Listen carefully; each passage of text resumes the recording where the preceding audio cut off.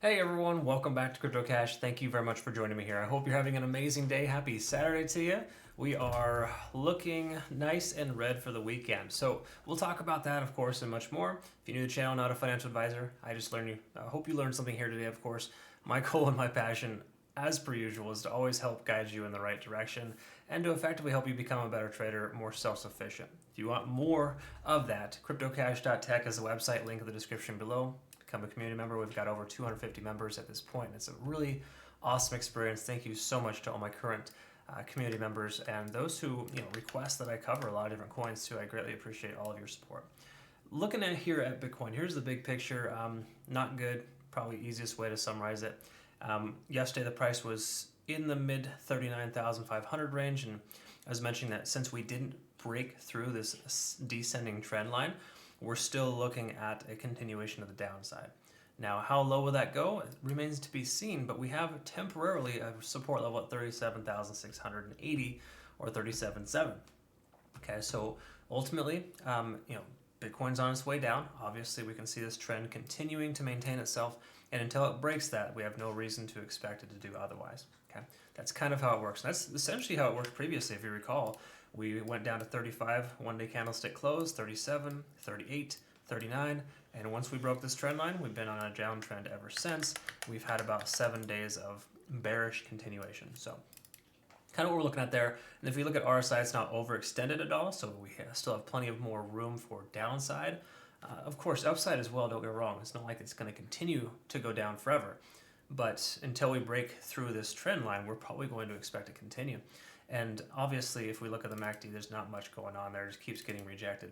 So no converging there. Essentially, every time we have a trend, which, if you noticed, it's a 2 on, 1 off. So we got 2 green days, red days, 2 green days, red days. So it's just kind of rinsing and repeating the same behavior where it's making lower highs, and that's a consistent pattern that we need to acknowledge.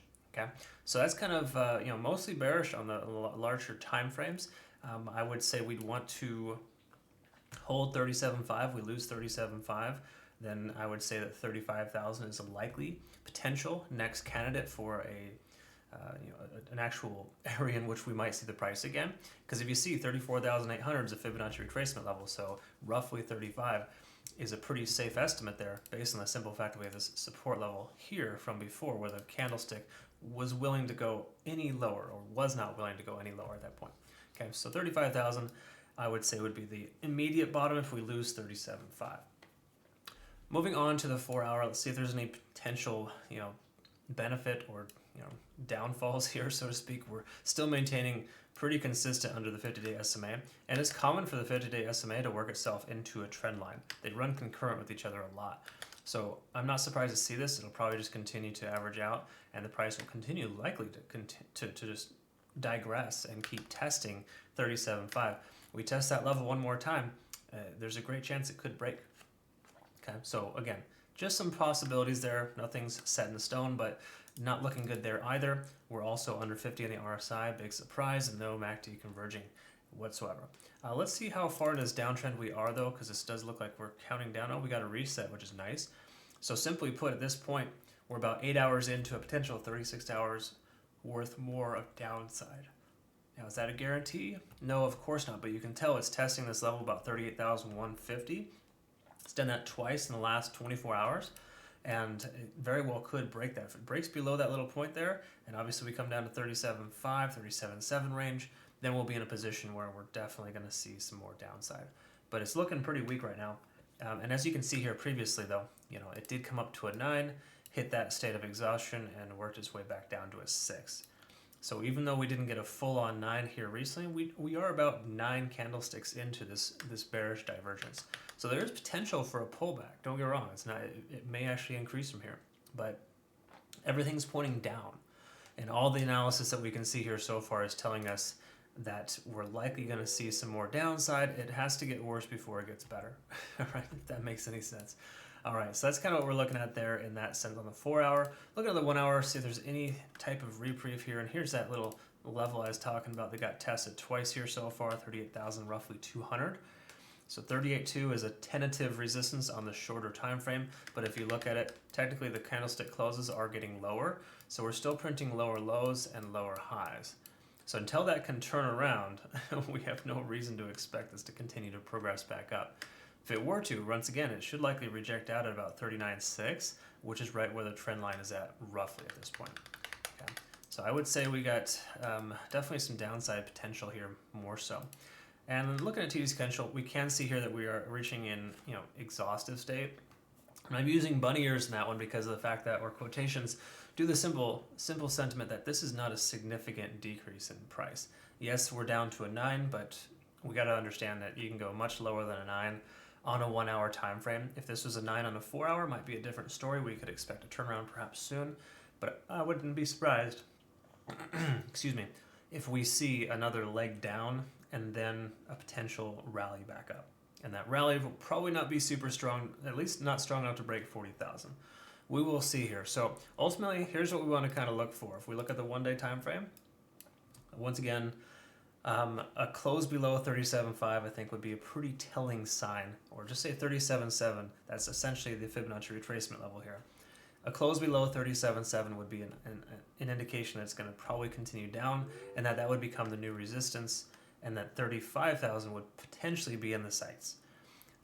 If we get, just say, a bounce off of 37.7, we want to make sure it breaks through this trend line. So depending on when it decides to do that, a close above 40,000 would be imperative, because it would break that lower high pattern that we're seeing right now. See, we got lower highs and lower lows.